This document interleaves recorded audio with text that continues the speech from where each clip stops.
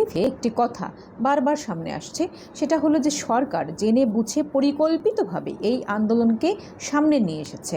অর্থাৎ সরকার আদালতের সঙ্গে সলা পরামর্শ করে এই রায়টাকে এখন দিয়েছে যাতে শিক্ষার্থীরা তাদের দাবি নিয়ে রাজপথে নামে এবং সেটা নিয়ে তারা ব্যস্ত থাকে। সেই ফাঁকে সরকার বড় কোনো ইস্যুকে এখানে ধামাচাপা দিতে পারে, অর্থাৎ বড় কোনো ইস্যুকে তিনি আড়াল করতে পারেন। তো আজকে আমি এই বিষয়টা নিয়ে আপনাদের সঙ্গে আলোচনা করতে চাই যে সরকার কি আদৌ জেনে বুঝে পরিকল্পিতভাবে এই আন্দোলনকে মাঠে নামিয়েছে? তাতে সরকারের কি লাভ? অথবা সরকার কি বড় কোনো ইস্যুকে ধামাচাপা দিতে পেরেছে? কিংবা এই যে শিক্ষার্থীরা তাদের দাবি নিয়ে আন্দোলন করছে, তাতে শিক্ষার্থীদের কি লাভ আছে অথবা কি ক্ষতি হচ্ছে? এই আলোচনায় আমি ফিরব, কিন্তু তার আগে আমি এই আন্দোলন রিলেটেড কয়েকটি প্রসঙ্গে একটু কথা বলতে চাই। আমি ফিরব নিশ্চয়ই এই প্রসঙ্গেই। আপনারা জানেন যে গতকাল সারা দেশের বিশ্ববিদ্যালয়গুলোতে বিক্ষোভ মিছিল ছিল। সেই বিক্ষোভ মিছিল কিন্তু এখানে সম্পন্ন হয়েছে। মানে হচ্ছে আগের দিন সারা দেশে বিশ্ববিদ্যালয় ক্যাম্পাসগুলোতে বিভিন্ন জায়গায় পুলিশ যে হামলা চালিয়েছিল, সেই হামলার প্রতিবাদে বিক্ষোভ মিছিল করার কথা ছিল, সেটাই গতকালকে হয়েছে। এখনও পর্যন্ত সেরকম কোনো কর্মসূচি ঘোষণা করা হয়নি, তবে তারা এখানে ঘোষণা করেছে যে আজকে শিক্ষার্থীদের সঙ্গে, অর্থাৎ এই আন্দোলনের সমন্বয়ক যারা যারা রয়েছেন তাদের সঙ্গে আলাপ আলোচনা করে কর্মসূচি নির্ধারণ করা হবে এবং সন্ধ্যার পরে সেটাকে ডিক্লেয়ার করা হবে। এদিকে এই কোটা সংস্কারের আন্দোলনকে ঘিরে বাংলাদেশ ছাত্রলীগ থেকে একটি প্রেস কনফারেন্স করা হয়েছে ঢাকা বিশ্ববিদ্যালয়ের মধুর ক্যান্টিনে। সেখানে ছাত্রলীগের সভাপতি সাদ্দাম হোসাইন তিনি বলেছেন যে এই আন্দোলন আসলে এখন যারা করছে তারা আসলে এখানে রাজনৈতিক উদ্দেশ্য হাসিল করতে চায়, তাদের কোনো রাজনৈতিক উদ্দেশ্য আছে এবং গুটি কয়েক শিক্ষার্থী তারা আসলে তাদের এজেন্ডা বাস্তবায়নকে কেন্দ্র করে তারা আসলে সেই এজেন্ডাকে পুরো ছাত্র সমাজের এজেন্ডা হিসেবে উপস্থাপন করছে এবং এই আন্দোলনের আসলে কোনো যৌক্তিকতা নাই। তার কারণ হচ্ছে যে তাদের একটি নির্বাচিত সরকার রয়েছে, সেই সরকার আসলে এখানে বিভিন্ন জনপ্রতিনিধিদের সঙ্গে অথবা জনগণের সঙ্গে কথা বলে তারপরে আসলে এখানে ডিক্লেয়ার করবে। এরপরে আরও কয়েকটি কথা তিনি বলেছেন সমাবেশে। তারা একটি সমাবেশ করেছে ঢাকা বিশ্ববিদ্যালয়ের রাজু ভাস্কর্যের পাদদেশে। তো সেই বিষয়টা আমি পরে আসি, তার আগে এই যে প্রেস কনফারেন্সে তিনি যে কথাগুলো বললেন সেটার একটু জবাব এখানে দেওয়া দরকার। সেটা হচ্ছে তিনি বলেছেন যে যারা এখানে এই আন্দোলন এখনও পর্যন্ত করছে গুটি কয়েক শিক্ষার্থী, তারা এখানে রাজনৈতিক এজেন্ডা রয়েছে তাদের এবং সেই রাজনৈতিক এজেন্ডা নিজেদের রাজনৈতিক এজেন্ডা পুরো সারা দেশের শিক্ষার্থীদের এজেন্ডা হিসেবে বাস্তবায়ন করার চক্রান্ত করছে। তো এখানে বলে রাখা দরকার যে এই যে সাদ্দাম হোসাইন, তার কি কোনো রাজনৈতিক এজেন্ডা নাই? তিনি কি অরাজনৈতিক ব্যক্তি? সে তো একটি ছাত্র সংগঠনের সভাপতি। তার যদি রাজনৈতিক এজেন্ডা থাকতে পারে তাহলে অন্যান্য শিক্ষার্থীদের রাজনৈতিক এজেন্ডা থাকবে না কেন? আর থাকলে সেটা অপরাধ কেন হবে?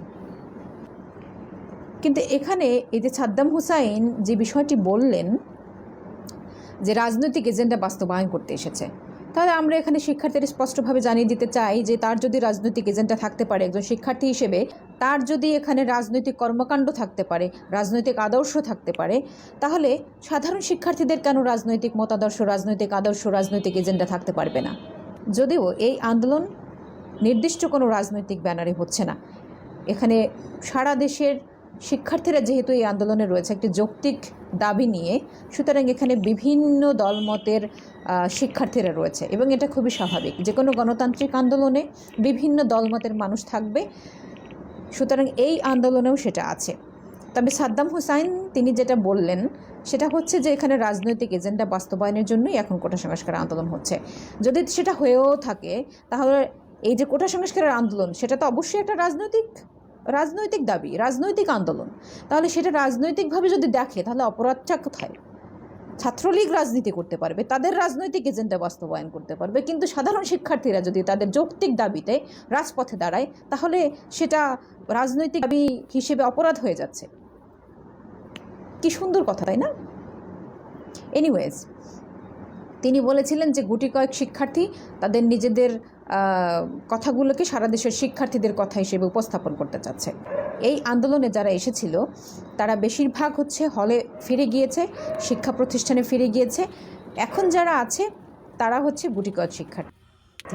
তো সাদ্দাম হোসেনকে আমার একটু মানে দেখাতে ইচ্ছে করছে। উনি নিশ্চয়ই দেখেছেন এই যে মানে গতকাল এই যে বিক্ষোভ সমাবেশটা হলো, ঢাকা বিশ্ববিদ্যালয় হয়েছে।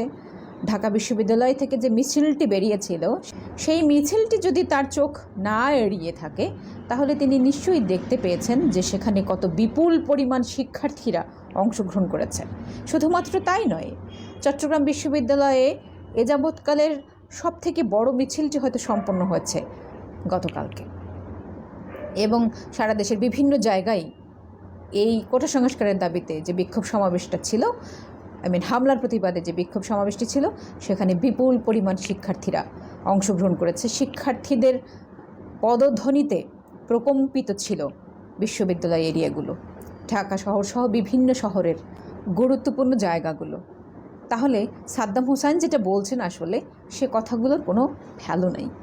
এনিওয়েজ, তিনি যখন রাজু ভাস্কর্যে সমাবেশ করেছেন সেখানেও তিনি বলেছেন যে এই আন্দোলনের আসলে কোনো যৌক্তিকতা নেই, তার কারণ এখানে নির্বাচিত সরকার রয়েছে।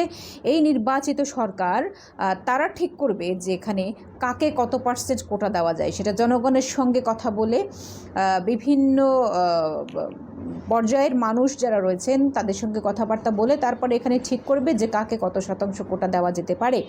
এই আন্দোলন থেকে এই যে বলা হচ্ছে যে আদিবাসীদের জন্য এত পার্সেন্ট, নারীদের জন্য এত পার্সেন্ট, অথবা হচ্ছে প্রতিবন্ধীদের জন্য এত পার্সেন্ট, এই যে বলে দেওয়া হচ্ছে, এইটার এখতিয়ার এই শিক্ষার্থীদেরকে কে দিয়েছে সেটা তিনি প্রশ্ন রেখেছেন। তো আমরা আসলে পাল্টা প্রশ্নটা তাকে করতে চাই যে 2018 সালে যখন কোটা সংস্কারের আন্দোলন হয়েছিল, যখন শিক্ষার্থীরা এখানে কোটা সংস্কারের দাবিটা জানিয়েছিল, তখন তার সরকার, তার মাননীয় প্রধানমন্ত্রী শেখ হাসিনা, যাকে বলা হচ্ছে তিনি উপস্থাপন করছেন জনগণের ভোটে নির্বাচিত হয়েছে, যদিও ফেক কথাবার্তা, সেই সরকার কিভাবে সংবিধান বিরোধী কাজ করেছিল, কিভাবে তিনি সংবিধানের বিরুদ্ধে গিয়ে পুরো কোটা প্রথাটাকে বাতিল করেছিল, কেন করেছিল, কে তাকে সেই এখতিয়ার দিয়েছিল।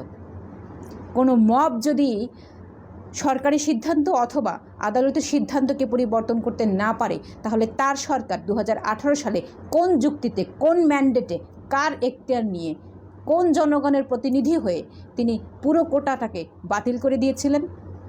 এবং তারপরে কেটে গিয়েছে 6টি বছর।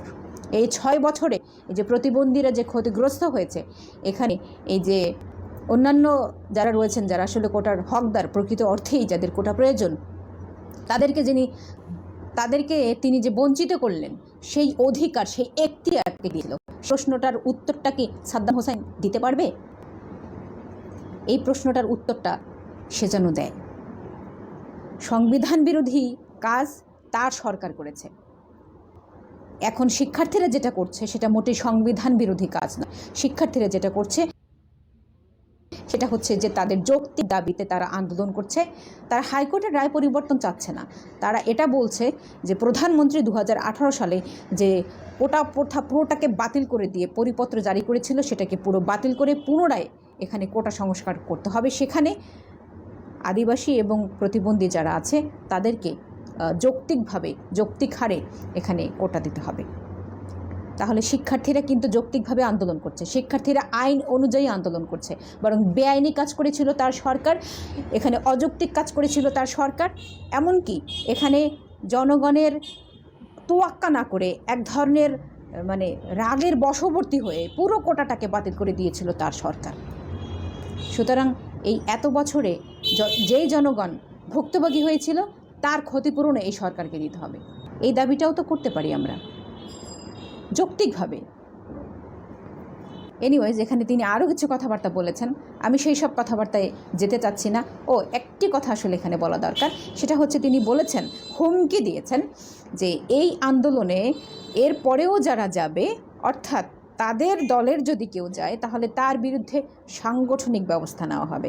এখন তার দলের যদি কেউ যায় তাহলে তিনি তার বিরুদ্ধে সাংগঠনিক ব্যবস্থা নিতেই পারেন, সেটা তাদের রাজনৈতিক ব্যাপার বা তাদের সাংগঠনিক ব্যাপার। কিন্তু এখানে একটি কথা তো না বলেই পারছি না, সেটা হলো যে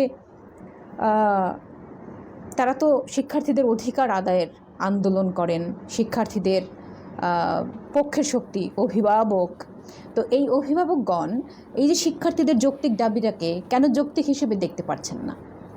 কেন এই যে তার দলের যদি কেউ এই যৌক্তিক আন্দোলনে আসে তাহলে তার বিরুদ্ধে সাংগঠনিক ব্যবস্থা নেবেন? তার মানে এখানে এটা পরিষ্কার হচ্ছে যে তারা আসলে বিপুল পরিমাণ শিক্ষার্থীদের প্রতিনিধি নয়, তারা এই শিক্ষার্থীদের যৌক্তিক আন্দোলন, এই আন্দোলনের প্রতিনিধিত্ব করছে না। তারা এখানে কেবলমাত্রই তাদের নিজেদের স্বার্থ হাসিল করার চেষ্টায় ব্যস্ত থাকে, এবং সেই স্বার্থে যদি আঘাত লাগে তাহলে সেটা তার নিজ দলেরই হোক কিংবা সাধারণ শিক্ষার্থী, তাদের বিরুদ্ধে অবস্থান